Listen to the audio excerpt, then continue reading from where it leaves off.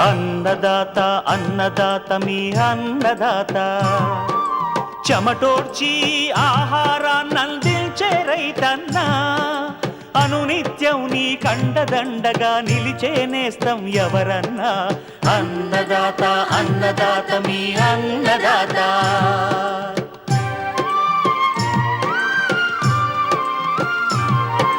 నూతన రీతుల సాగుబడికి, నూరింతలు పెరిగే దిగుబడికి సూచనలిచ్చే సస్య రక్షణకు, పశు పోషణకి శాస్త్ర విజ్ఞానం అందించి ముందుకు నడిపే తెలుగు రైతు భారతదేశానికి మకుటం అయ్యేలా తీర్చిదిద్దే ఆశయంతో మిమ్ము మేలు కొలిపేది అన్నదాత. అన్నదాత అన్నదాత మీ అన్నదాత. అన్నదాత అన్నదాత మీ అన్నదాత. అన్నదాత ప్రేక్షకులకు నమస్కారం. ఈనాటి ముఖ్యాంశాలు: టొమాటో ఉల్లి పంటల్లో కలుపు యాజమాన్యం, అధిక దిగుబడుల కోసం ప్రతి పైరులో చేపట్టాల్సిన యాజమాన్య సస్యరక్షణ పద్ధతులు, ఇంకా జై కిసాన్ వ్యవసాయ సమాచారం.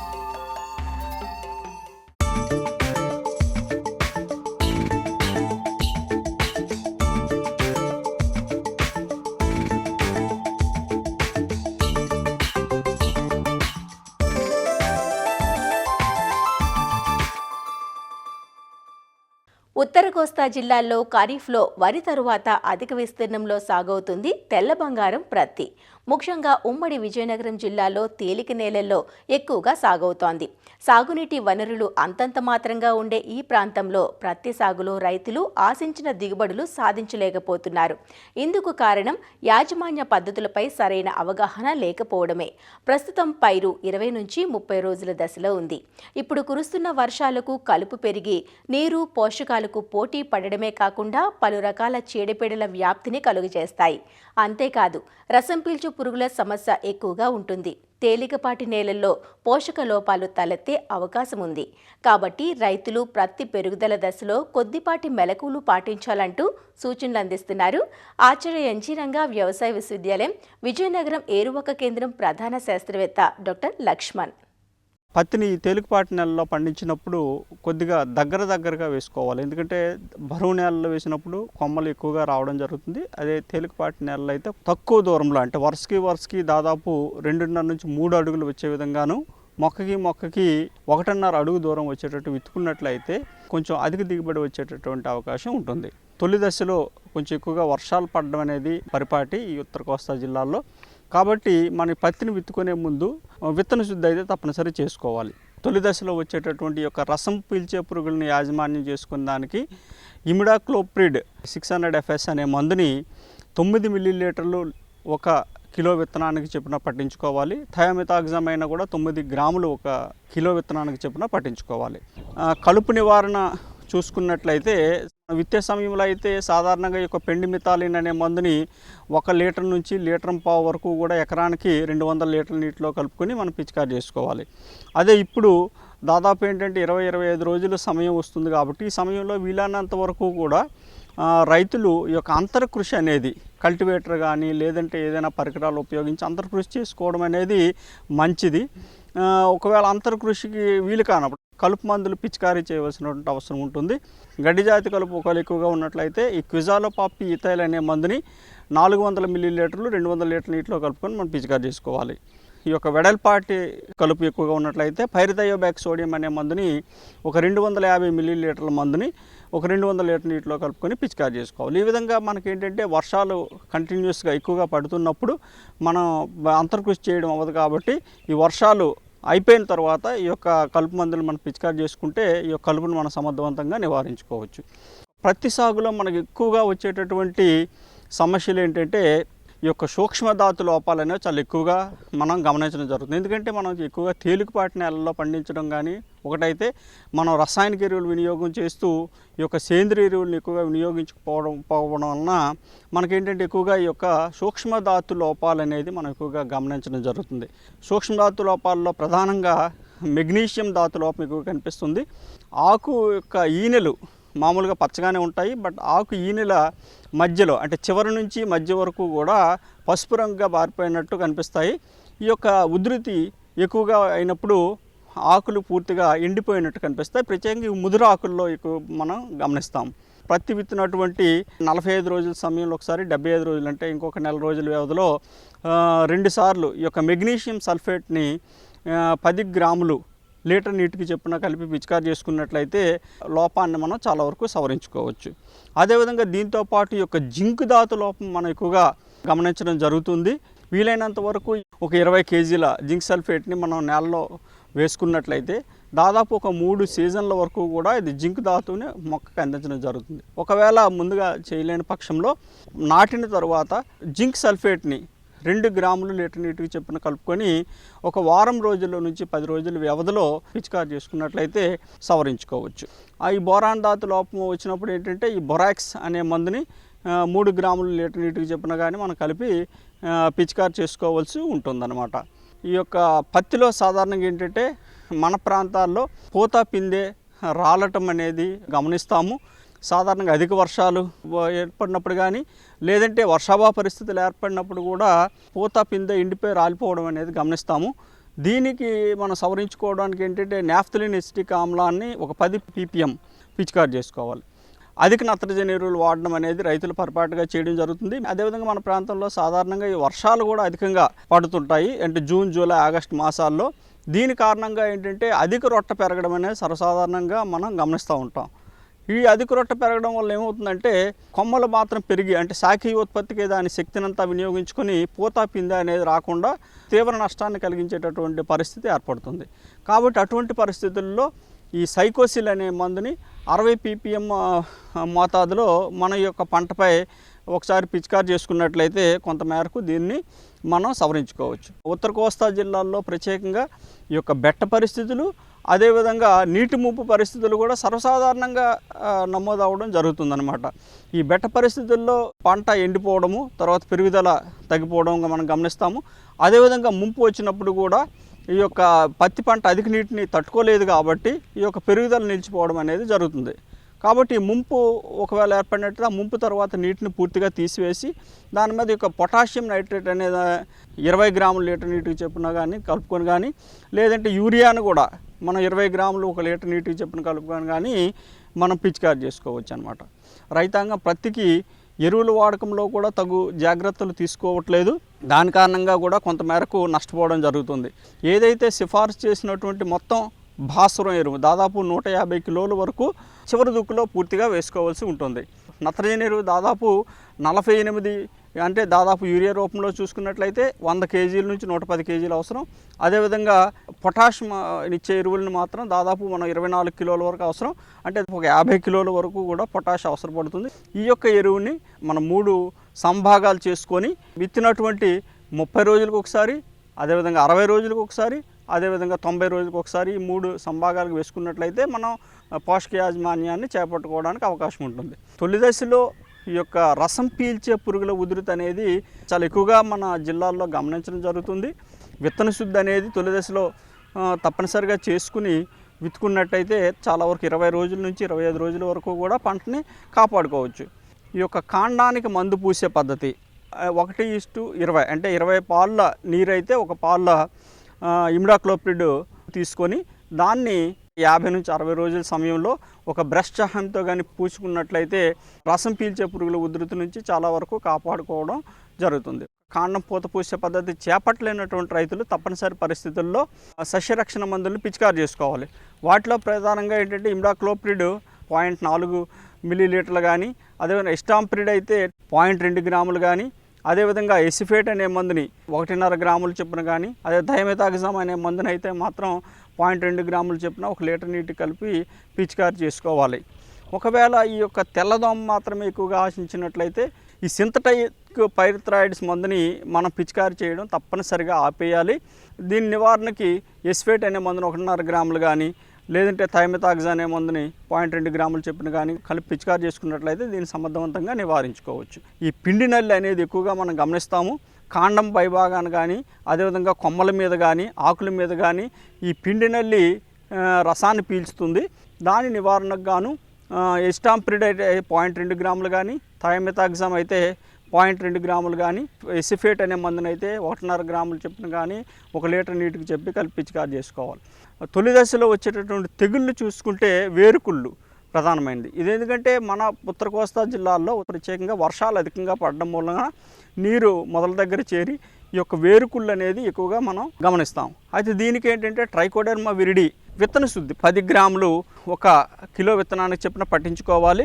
లేని పక్షంలో ఈ యొక్క ట్రైకోడెర్మా విరిడిని నేలకు కూడా 2 కిలోగ్రాముల ట్రైకోడెర్మా విరిడి, అదేవిధంగా 90 నుంచి 100 కిలోల పశువుల గత్తంలో కలుపుకొని చివరి దుక్కులో కలుపుకోవడం కానీ, ఈ రెండు చేయలేని పక్షంలో ఒకవేళ మన మొక్కలో గమనించినప్పుడు కాపర్ ఆక్సిక్లోరైడ్ అనే మందుని 3 గ్రాములు 1 లీటర్ నీటికి చెప్పిన కలిపి మొదలుతో పాటు కింద నేల కూడా తడిచే విధంగా మనం పిచికారి చేసుకున్నట్లయితే దీని ఉధృతిని చాలా వరకు తగ్గించుకోవచ్చు.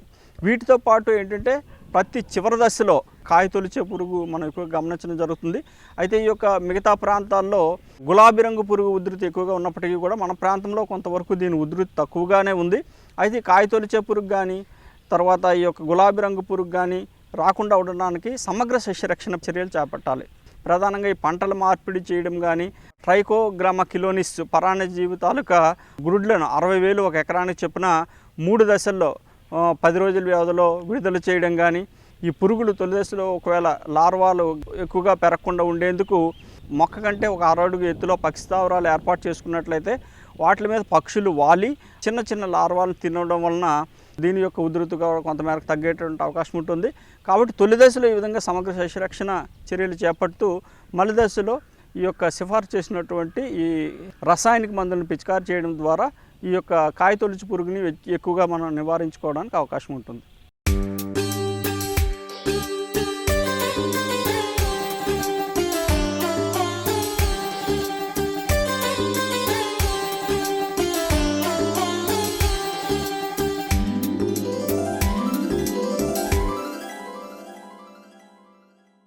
వివిధ పంటల్లో కలుపు యాజమాన్యం గురించి అన్నదాతలో రోజూ చూస్తున్నాం కదా. ఆహార ధాన్యాలు, అపరాలు, నూనె గింజలు, వాణిజ్య పంటల్లో కలుపు నివారణ గురించి ఇప్పటి వరకు తెలుసుకున్నాం. అయితే కూరగాయ పంటల్లో ముఖ్యంగా టొమాటో, ఉల్లిపాయలలో కలుపు పెద్ద సమస్యగా మారుతుంది. కూరగాయ పంటల్లో కలుపు రసాయనాల వాడకంలో విచక్షణతో మెలగాలి. సమగ్ర కలుపు నివారణ పద్ధతులకు అమిత ప్రాధాన్యం ఇవ్వాలి. మందుల అవశేషాలు కూరగాయల్లో మిగిలిపోయి మానవ ఆరోగ్యానికి చేటు చేస్తాయి. కాబట్టి కూరగాయ పంటల్లో కలుపు మందులు సిఫార్సు చేయరు. టమోటో, ఉల్లిపాయలలో సమగ్ర పద్ధతుల్లో భాగంగా సిఫార్సు చేస్తున్న కలుపు మందుల గురించి హైదరాబాద్లోని విశ్రాంత కలుపు నిపుణులు డాక్టర్ అట్లూరి సుబ్రహ్మణ్యేశ్వరరావు నుంచి తెలుసుకుందాం. 2 రాష్ట్రాల్లోనూ కూడా సంవత్సరం పొడుగుతా పండించే ప్రధానమైన కూరగాయ పంట మనకి టమాటో. ఇందులో కూడా మనకి కలుపు అనేది సమస్యాత్మకంగా ఉంటుంది. ఈ టమాటా నారు పెంచుకుని నారుని మనం నాటుకోవడం జరుగుతూ ఉంటుంది అన్నమాట. ఈ టమాటాలో కలుపు చూసుకుంటే కనుక కలుపు తీయవలసినటువంటి కీలక సమయం 30 నుంచి 40 రోజుల వరకు కూడా కలుపు లేకుండా చూసుకోవాలి. ఇక్కడ ఎక్కువగా వచ్చేది ఏంటంటే మనకి ఈ గడ్డి జాతి మొక్కలు ఎక్కువగా వస్తూ ఉంటాయి. వెడల్పాటాకి కూడా కొంత, తుంగ కొంచెం కూడా కొన్ని అన్ని ప్రాంతాల్లో కొన్ని వస్తూనే ఉంటుంది.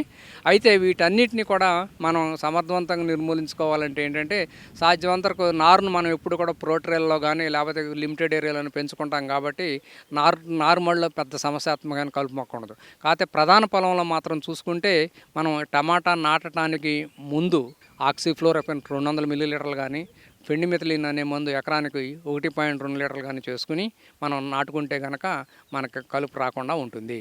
20 రోజుల తర్వాత గొర్రు గుంటకలతో అంతర్కృషి చేసుకోవటం, లేకపోతే మనకి అన్ని జాతి కలుపు మొక్కలు ఎక్కువగా ఉన్నాయంటే కనుక మెట్రిబిజన్ అనే మందు పూత రావడానికి ముందు మాత్రమే మనకి ఎకరానికి 200 గ్రాములకు మించకుండా మెట్రిబిజన్ అనే మందు కనుక పిచికారీ చేసుకుంటే వెడల్పాటాకు మొక్కలు, గడ్డి జాతి మొక్కలు కొంతవరకు కూడా పోతుంది. అయితే కొన్ని ప్రాంతాల్లో ఏంటంటే గడ్డి జాతి మొక్కలు, వెడల్పాటాకు మొక్కలు కూడా ఎక్కువగా ఉంటాయి కాబట్టి అటువంటప్పుడు మెట్రిబిజన్ మనకి 200 గ్రాములు ప్లస్ ప్రొపాక్వైజాపాప్ అనేది ఎకరానికి 250 మిల్లీలీటర్లు, ఈ 2 కలిపిన మిశ్రమాన్ని కనుక మనం పిచికారీ చేసుకుంటే దాదాపుగా అన్ని జాతి కలుపు మొక్కల్ని కూడా మనం టమాటాకి ఎటువంటి ఇబ్బంది లేకుండా టమాటాలో వచ్చే కలుపు మొక్కలు నిర్మూలించు. అయితే ఇక్కడ ముఖ్యమైన విషయం ఏంటంటే టమాటా పూత పింద దశ కాడి నుంచి మనం సాధ్యమైనంత వరకు ఎటువంటి కలుపు మందు కూడా పిచికారీ చేసుకోకూడదు. ఎందుకంటే టమాటాని మనం ఎక్కువగా సలాడ్గా వాడుతూ ఉంటాం కాబట్టి పర్టికులర్గా ఈ మెట్రిబిజిన్ అనే మందు అవశేషాలు ఎక్కువగా ఉంటాయి కాబట్టి ఎప్పుడు కూడా పూతకు ముందు వరకు మాత్రమే ఈ మందుల్ని పిచికారీ చేసుకోవాలి. ఇది మనం టమాటాలో చేపట్టవలసినటువంటి ముఖ్యమైన కలుపు యాజమాన్యం. ఉల్లి కూడా మనకు ప్రధానమైన పంట. ఉభయ రాష్ట్రాల్లోనూ ఖరీఫ్ రబీ సీజన్లో రెంట్లోనూ కూడా మనం ఈ ఉల్లి పంటను సాగు చేస్తాం. ఇక్కడ ఉల్లిలో ఉన్నటువంటి ముఖ్యమైన విషయం ఏంటంటే ఉల్లి పైరు ఏమాత్రం కలుపు నుంచి పోటీ తట్టుకోలేదు.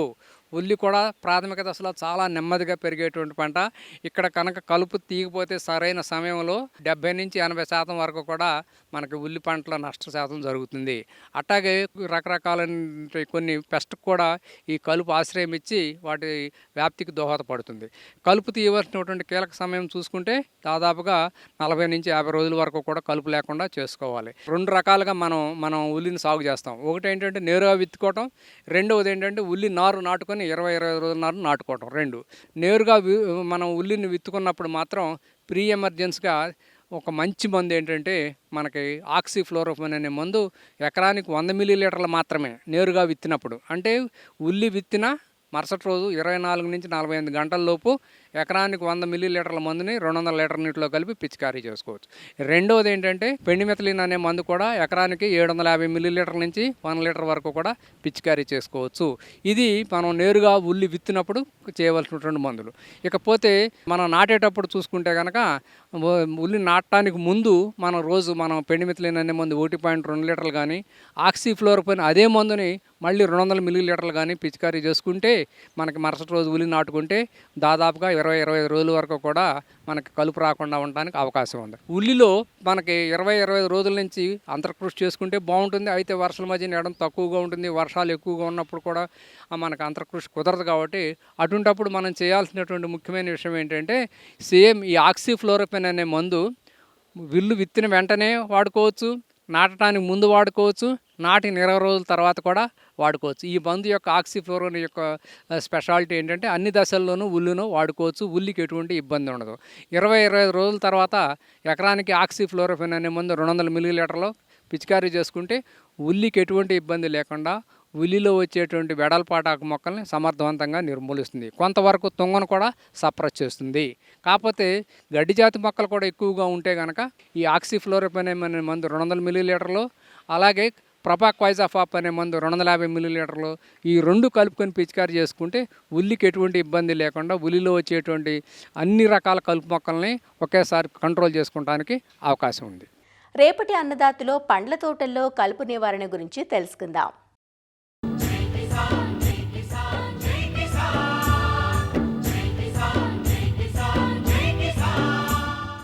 వ్యవసాయ సమాచారం ఇప్పుడు జై కిసాన్లో చూద్దాం. ఆంధ్రప్రదేశ్లోని కృష్ణా జిల్లా విజయవాడలో ఉన్న కృష్ణా మిల్క్ యూనియన్ ఆధ్వర్యంలో పెయ్యదూడల ఉత్పత్తి పథకం ప్రారంభమైంది. ఇందులో భాగంగా విజయవాడలోని విజయ డైరీ కార్యాలయంలో సెమన్ కంటైనర్లను పశువైద్యులకు అందజేశారు. డైరీ చైర్మన్ చలసాని ఆంజనేయులు ఆధ్వర్యంలో ఈ కార్యక్రమం జరిగింది. పశు సంక్షేమంలో భాగంగా గ్రామాలు, నగరాల్లో పాల ఉత్పత్తిని పెంచే లక్ష్యంతో పెయ్యదూడల ఉత్పత్తి పథకాన్ని ప్రారంభిస్తున్నట్లు ఆంజనేయులు తెలిపారు. రాష్ట్ర ప్రభుత్వ సహకారంతో గ్రామాల్లో పశు అభివృద్ధి చెందాలి, నిరుద్యోగ యువత కూడా పాడి పరిశ్రమ వైపు ప్రయాణం చేయాలి అనే ఉద్దేశంతో ముఖ్యమంత్రి నారా చంద్రబాబు నాయుడు గారు కూటమి నాయకత్వంలో పశు సంక్షేమం మీద స్టార్టెడ్ సెమన్ అనే ఒక ప్రోగ్రామ్ని, అంటే పెయ్యదోళ్ల పెంపకం, పుట్టేదోళ్ళన్నీ కూడా పెయ్యదోళ్ళు అయితే కనుక పశు ఉత్పత్తి పెరిగి పాల ఉత్పత్తి పెరుగుతున్న ఉద్దేశంతో గతంలో 500 రూపాయలు ఉన్నటువంటి సెమన్ని ఒక్కొక్క సెమన్ని 150 రూపాయలకి ఇచ్చే విధంగా రాష్ట్ర ప్రభుత్వం తీసుకున్న నిర్ణయం మేరకు ఈరోజు రాష్ట్ర ప్రభుత్వ సహకారంతో కృష్ణా మిల్క్ యూనియన్ కూడా కలిసి ప్రయాణం చేయటానికి ఈరోజు నుంచి మేము మొదలుపెట్టడం జరిగింది. ఇవాళ కేంద్ర ప్రభుత్వం కోఆపరేటివ్లన్నీ కూడా బలోపేతం చేయాలనే ఒక ఉద్దేశంతో చాలా రకాలైనటువంటి సంస్కరణలు తీసుకొచ్చే భాగంగానే భారత పశుధన్ అనేటువంటి ఒక యాప్ని క్రియేట్ చేసి 1962 దాన్ని కనుక డౌన్లోడ్ చేసుకోగలిగితే ప్రతి రైతు కూడా భారత పశుధన్ ద్వారా రాష్ట్ర కేంద్ర ప్రభుత్వాలు ఏ రకమైనటువంటి సహకారాన్ని అందజేస్తున్నాయో, అది సెమన్లో అవ్వచ్చు, రాష్ట్ర కేంద్ర ప్రభుత్వాలు రకరకాలైనటువంటి స్కీమ్స్ను కూడా ప్రొజెక్ట్ చేయడం జరిగింది. రైతుకు కావలసినటువంటి ఏ విధమైనటువంటి సహాయాన్ని కూడా, కావలసినటువంటి సలహాలను కానీ సంప్రదింపులు కానీ ప్రతిదీ కూడా ఆ యాప్ ద్వారా డౌన్లోడ్ చేసుకున్నటువంటి ప్రతి రైతుకి కూడా సౌకర్యం అందే విధంగా యాప్ని చేయడం జరిగింది. దేవుడు వరమిచ్చిన పూజారి కరుణించని చందంగా మారింది ఉమ్మడి ఖమ్మం జిల్లాలోని గిరిజన రైతుల పరిస్థితి. సత్తుపల్లి మండలంలోని యాతాలకుంట ఏజెన్సీ ప్రాంతంలోని అసైన్డ్ భూముల్లో గిరి వికాస్ పథకం కింద బోర్లు వేసుకునేందుకు ప్రభుత్వం అనుమతులు జారీ చేసిన క్షేత్రస్థాయిలో పరిస్థితులు, అటవీశాఖ అడ్డంకులతో ఏజెన్సీ రైతులకు ఇబ్బందులు తప్పడం లేదు. అటవీ భూముల్లో బోర్లు వేసేందుకు అనుమతులు లేవంటూ అటవీశాఖ అధికారులు ఆంక్షలు విధిస్తుండటంతో ఏజెన్సీ రైతుల పంటల సాగు ప్రశ్నార్థకంగా మారుతోంది. దాదాపు 5 ఏళ్లు గడుస్తున్నా అధికారులు కనికరించక భూముల్లో బోర్లు వేసుకునే పరిస్థితి లేక రైతులు ఆవేదన చెందుతున్నారు. మా సీఎం గిరి వికాస్ పథకం 100% సబ్సిడీ కింద వచ్చినటువంటి బోర్లు సుమారు 4 సంవత్సరాల నుండి ఆఫీసుల చుట్టూ తిరుగుతున్నా కానీ ఏ ఒక్క అధికారి కూడా పట్టించుకోకపోవటాన మా యొక్క అభివృద్ధిని అడ్డుపడటం ఎవరు అనేది కూడా మాకు తెలియటం లేదు. ఈ బోర్లు అనేది ఇప్పుడు వచ్చిన బోర్లు కూడా కాదు, 100% సబ్సిడీతో ఆల్రెడీ మంజూరయ్యి ఉన్న లెటర్లు కూడా మా దగ్గర ఉన్నాయి. ఇప్పుడు వరకు మారిన 4 కలెక్టర్ల దగ్గర కూడా మేము వెళ్ళటం జరిగింది. కానీ ఏ ఒక్క కలెక్టర్ గారు కూడా ఇక్కడికి వచ్చి చూసి ఇలా సమస్య మీద ఏ రోజు కూడా ఎటువంటి నిర్ణయం తీసుకోకుండా ఉండటం వల్ల మా అభివృద్ధిలో చాలా వరకు వెనకబడిపోవడం జరుగుతుంది. సుమారు 13 బోర్లు వేయకపోవడం వల్ల 70-80 కుటుంబాలకి ఉపాధి లేదు. ఏ విధంగా కూడా అభివృద్ధికి సంబంధించి ఎటువంటి లేకపోవడం వల్ల కూడా వెనకబడిపోవటానే ఉంటుంది. ఇది ఏజెన్సీ గ్రామం. గిరి వికాస్ బోర్లు వేసుకోవటం వల్ల సుమారు 310 ఎకరాలు సాగులోనే ఉంటాయి. ఆ సాగులోనే ఉండటం వల్ల పామాయిల్ వేసుకునేటోళ్ళు పామాయిల్ వేసుకుంటారు. అంతర పంటలే కాదు, అన్ని రకాల పంటలు వేసుకోవడానికి కూడా మాకు ఇబ్బంది లేకుండా ఉంటుంది. అభివృద్ధి జరగాలి అంటే వ్యవసాయం అనేది సాగులోకి రావాలి. ఇక్కడ బోర్లు వచ్చున్నా కానీ మాకు ఉపయోగం లేకుండా అయింది. ఉమ్మడి ఆంధ్రప్రదేశ్లో కాంగ్రెస్ హయాంలో 2013లో సత్తుపల్లి మండలంలోని యాతాలకుంటలో గిరిజన రైతులకు 78 సర్వే నెంబర్లో దాదాపు 319 ఎకరాలను 100 మంది రైతులకు అసైన్డ్ పట్టాలు అందజేశారు. ఆ తర్వాత మారిన రాజకీయ పరిణామాల నేపథ్యంలో గిరి వికాస్ పథకం కింద ఐటీడీఏ ద్వారా 2021లో 100% రాయితీతో యాతాలకుంట గిరిజన రైతులకు 17 బోర్లు మంజూరు చేశారు. ఆయా భూముల్లో బోర్ల పాయింట్లను గుర్తించారు. అందులో 4 బోర్లు వేయగా మిగిలిన బోర్లు వేసే క్రమంలో అటవీశాఖ అధికారులు అడ్డుకున్నారు. ఆ భూములు అటవీశాఖ పరిధిలో ఉన్నాయని, బోర్లు వేయవద్దని ఆంక్షలు విధించారు. దీంతో గత 5 ఏళ్లుగా రైతులు అటవీశాఖ మధ్య వివాదం సాగుతోంది. దీంతో మిగిలిన 13 బోర్లు వేయకుండానే నిలిచిపోయాయి. మేము ఆదివాసులు, మాకు ఇక్కడ గిరి వికాస్ కింద బోర్లు మంజూరైనాయి. ఒక 16 బోర్లు మంజూరైనాయి. దాంట్లో ఒక 4 బోర్లు ఎటో బయట వేసినాం. ఒక 4 బోర్లు శాంక్షన్ వేశారు. మొత్తం 16 బోర్లలో 4 బోర్లు వేశారు. రెవెన్యూ పట్టా ఉంది మాకు. ఆ రెవెన్యూ పట్టా ద్వారా మేము బోర్లు శాంక్షన్ అయితే ఆ బోర్లు వేస్తూ ఉంటే అటు ఫారెస్టర్లు అటు అది మాదని వాళ్ళు గొడవకు వచ్చి మా బోర్లను ఆపేశారు. ఎమ్మెల్యే గారికి మేము కొంచెం త్వరగా వచ్చేటట్టు మా బోర్లు శాంక్షన్ అయ్యేటట్టు చూడాలి. ఈ పట్టా పాస్ బుక్ ఉన్నా కానీ ఇది చెల్లుబాటు కాదంటున్నారు ఫారెస్టర్లు. ఈ పట్టా అసలు ఇది మాది అని వాళ్ళు అడ్డొస్తున్నారు. ఈ పట్టా ఉన్నా కానీ మేము మన సబ్ డిఎఫ్ఓ దగ్గరికి వెళ్ళినా కానీ ఈ పట్టా ఉంటే మేము ఆపడానికి లేదమ్మా అని ఆయన చెప్తున్నా. ఇక్కడ లోకల్ కొంచెం రాజకీయ పరంగా చేసి వాళ్ళు ఆపిచ్చారు మా బోర్లు కొంచెం త్వరగా వచ్చేటట్టు ఉంటే మాకు కొంచెం పామాయిలో ఏదో ఒకటి మిగతా సాగులు చేసుకుంటాం, కొంచెం అభివృద్ధి చెందుతాం. మేము గిరి వికాస్ కింద మాకు బోర్లు శాంక్షన్ అయినాయి. 4 సంవత్సరాల క్రితం శాంక్షన్ అయినాయి. కానీ ఇంత మటుకి అవి మాకు పాయింట్లు వేశారు, కానీ వేసిన వాటిని ఫారెస్ట్ వాళ్ళు ఆఫ్ చేయడం జరిగింది. మాకు ఈ బోర్లు వేయిపోవటం వలన, వాటర్ లేకపోవటం వలన ప్రజలు అనేక మంది ఇబ్బంది పడుతున్నాం. మేము ఏ పంటలు కూడా వేయలేకపోతున్నాం. బోర్లు శాంక్షన్ అయిన వాటిని గవర్నమెంట్ స్పందించాలని నేను కోరుకుంటున్నాను. బోర్లు వేసుకునేందుకు అనుమతులిస్తే పంటలు పండించుకుంటామంటూ గిరి రైతులు కోరుతున్నారు. మరిన్ని విభిన్న అంశాలతో రేపటి అన్నదాతలో మళ్ళీ కలుసుకుందాం. నమస్కారం. అన్నదాతలు తమ సందేహాలు, సమస్యలను 1800-425-4085 టోల్ ఫ్రీ నంబర్లో ఉదయం 10 నుంచి 11 గంటల మధ్య పని దినాలలో సంప్రదించగలరు. ఈ కార్యక్రమాన్ని యూట్యూబ్లో www.youtube.com/annadata ETV లింక్ ద్వారా వీక్షించవచ్చు.